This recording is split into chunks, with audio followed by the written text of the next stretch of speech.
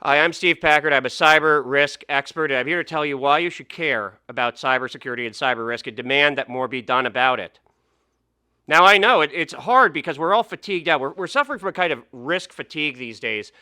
COVID was a few years ago now, but it really kind of broke the system, didn't it? And then there's been so much political factionism. It's just gotten ugly. Supply chain issues.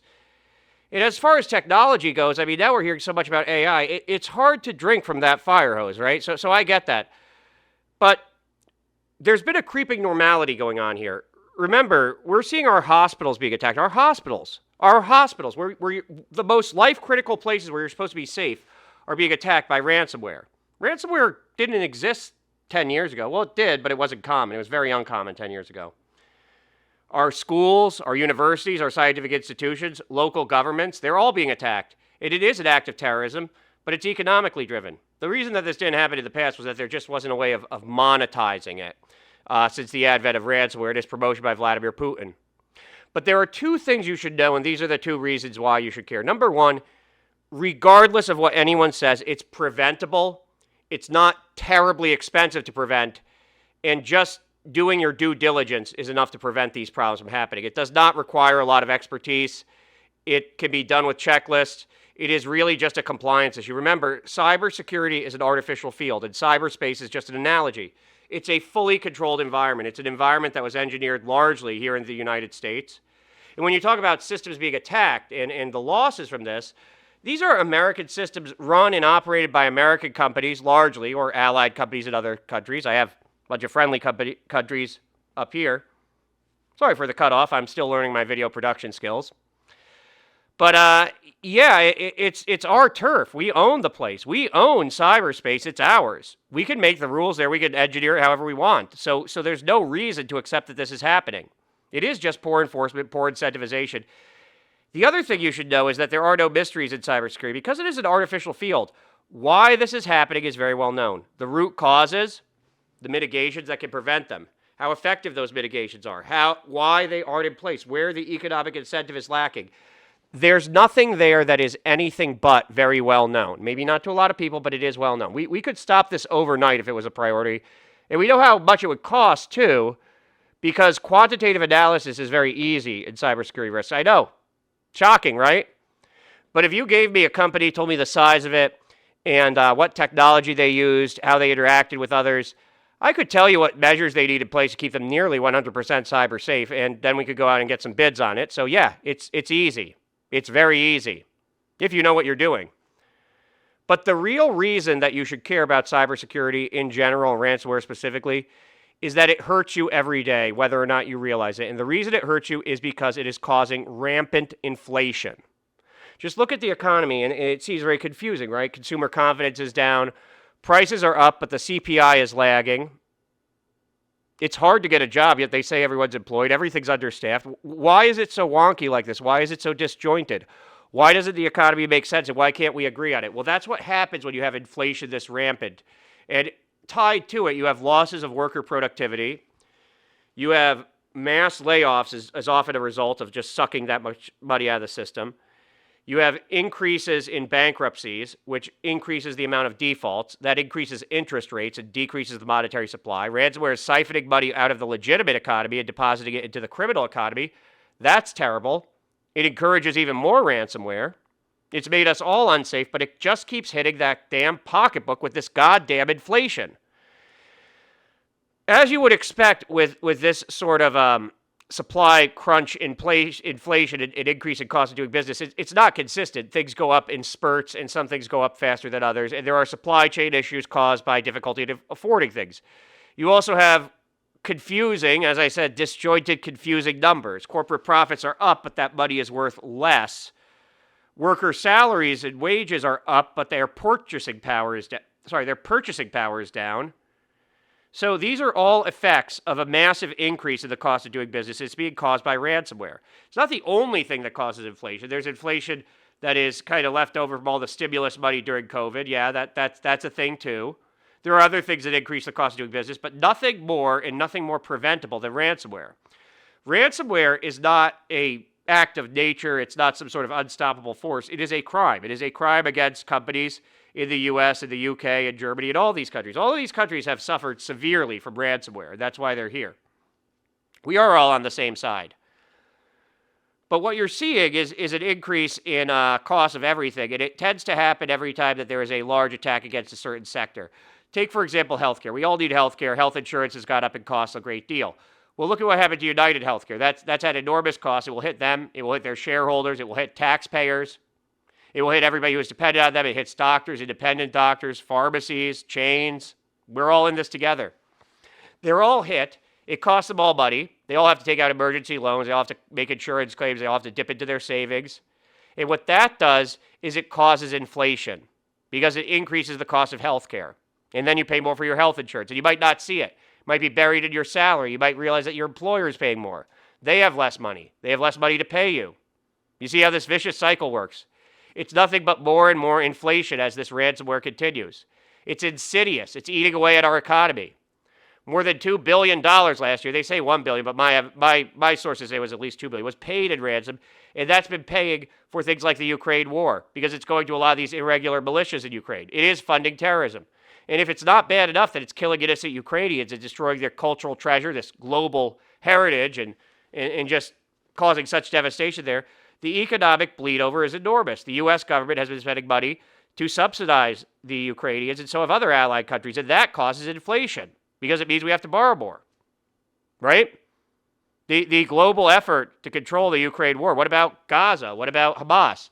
Well, they're largely funded through ransomware through the Islamic Jihad of Iran, and that's because Putin helped set that up, and that's because Putin believes that anything that hurts the U.S. is good for Russia.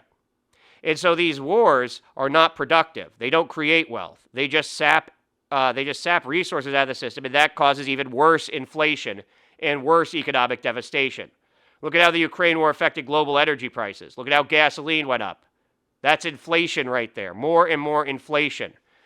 And this is the worst kind of inflation. It's inflation that is not productive and not stimulating at all. You don't hire more workers to deal with this inflation. You fire them. Over half of small businesses that are hit by ransomware end up going bankrupt within the first year. Just think of all that loan defaultment. Just think of all the monetary losses being absorbed by the system. And think of 2008. Remember those loans? Remember people going bankrupt and defaulting on their mortgages? Well, we're seeing that now in the business community. Look at Silicon Valley Bank. Look at Credit Suisse. That's happening because of the economic problems caused by, amongst other things, cybersecurity problems and ransomware. Ransomware has increased the cost of business insurance. Today, insurance companies like to pretend otherwise, but most businesses face most liability in cyberspace, and that's made cyber insurance one of the most important types of commercial insurance. Everybody needs it, and in some states, like New York, they're actually starting to regulate it and put in requirements that certain institutions are fully insured for cybersecurity. What will come after that, by the way, is the price controls. That's what insurance commissioners do when insurance goes up and it's necessary to do business. They did this with workers' comp as well. But just like the cost of workers' comp and workplace accidents drove the stagflation of the 1970s into the 1980s, yeah, that's what's happening here too. The cost of necessary insurance has raised the price floor of doing business in many sectors, and it's hurt them severely in manufacturing, in these very competitive sectors that we do not want the U.S. to fall behind in. And we are because of ransomware and because of the rampant inflation and the destruction of our wealth. You ever wonder why inflation seems to keep going up even though they tell you that the forces that cause it are over? No. Energy prices have stabilized. No. COVID's over. No more generous stimulus spending with free money for... No. That's over. So why do we see that we still can't afford anything? Why is it so hard to get a job these days? Again, economic devastation, inflation, stagflation, and it's being caused by ransomware. The reason for it is very simple. It's not because we don't know how to stop it. It's not because there isn't the knowledge. It's not because we haven't figured it out. No. We own these systems. Remember, we engineered them into existence. We are the experts. These are our systems. This is our turf. It really has to do with incentivization and an understanding of what the problem is. At the highest levels, there's a great deal of ignorance about the problem, and that is why we have this problem, which is causing us such rampant inflation. So you might not be a technical person. You might not care very much about cybersecurity, but if you care about money and you care about inflation, then you should care about ransomware, because ransomware is causing rampant inflation. It's destroying our economy. It's hurt our national security, but it is really, really making things expensive. It's making it hard to find a job. It's making it hard to get ahead in life. It's making it hard to find a good paying job. It's making healthcare more expensive. It's making healthcare harder to get. It's making it less reliable. It's resulted in a lot of identity theft. Again, defaulted loans. Again, money out of the system. Less monetary supply, harder to get financing, economic devastation, and inflation. Inflation, inflation, inflation. That is why you should care about ransomware. That's why you should demand that something be done about it. Demand that something be done by the politicians, by the insurance companies above everyone else. They're the ones who fund it. They're the ones who are redistributing the cost. That's what happens. Companies feel the need for cyber insurance. They buy it. It's exorbitantly expensive, right? They buy it. They raise prices to pay for it. It cuts into their profits, cuts into their ability to hire, but they buy it anyway because they need it. Maybe it's legislated. So they pay through the nose for it, raise their prices. That's business. And then they get hit by ransomware. Why? Because their insurance company never bothered to enforce any requirements and never provided any meaningful loss control services. That's why. Because they weren't audited, because no one made them do training. Nobody required anything formal. There was no paper trail, and they get hit by ransomware. What happens is the insurance pays the ransom. They raise their rates. They pay more the next year. There's more ransomware. And the insurance company laughs all the way to the bank, as do the ransomware guys, who often do, in fact, pay kickbacks to insurance claims staff. So that's really who you have to demand some action be taken. And if you can't, and because there's really little you can do to make a company do something just of your own accord, what you can do is you can talk to your attorney general about it. You could talk to your senator and congressman. You could demand that something be done to bring this inflation under control by doing something about the insurance companies that keep paying ransom and redistributing it to everybody while they refuse to enforce any sort of compliance whatsoever because they say they don't know. Well, they could just ask. There are, in fact, cybersecurity experts in the world. Not a whole lot, maybe, but we do exist and we know what's going on. So just ask and then enforce your requirements, and we could stop ransomware. In fact, with political will, we could stop ransomware almost overnight. Almost overnight. Yeah, we could.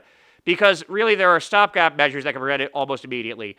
But we need to stop listening to these executives and people who've been victims of ransomware who are telling you it's inevitable. Oh, no. We were not incompetent over at UHC. We had a merger, very complicated, all this legacy technology. We're trying to upgrade it, and we've got 1,000,001 things going, and we're really concerned about patient health. Don't listen to that. It's bullshit. That man belongs in prison. The CEO of United Healthcare belongs in prison for what happened. It's negligence by big companies, and it's dodging the ownership of this. It is primarily insurance companies. There are also financial institutions that should do more about it. And there is the tech sector. What about Microsoft? They're as guilty as anyone for refusing to enforce any good standards and provide good, secure, and for just the obfuscation that they've resorted to in order to try to deflect blame. But it's causing inflation. It is hurting the economy in other ways too. But you'd expect that with inflation. You'd expect that with this kind of inflation, this kind of insidious parasitic inflation. It's parasitic on the economy. It's parasitic to the jobs market. It's parasitic to consumerism. That's what inflation does. A lot of people alive today haven't lived through rampant inflation like we had in the 1970s. I haven't, but I've heard the stories. It was awful, and we're headed for that again if we do not control ransomware, which we do not need to make any new discoveries to control. We know why it happens. We know the measures that would stop it. We know where they're not in place. We know why they're not in place. We know how much they would cost. We know how effective they would be. There are no unknowns in cybersecurity. Cyberspace is an analogy, but it's a perfectly controlled and engineered environment. Don't forget that. It's only our own fault that this keeps happening, and this inflation keeps hitting us so hard. Please make it a priority to demand of politicians and the private sector that something be done about ransomware and that appropriate defensive measures be put in place, because we just can't live with this much inflation.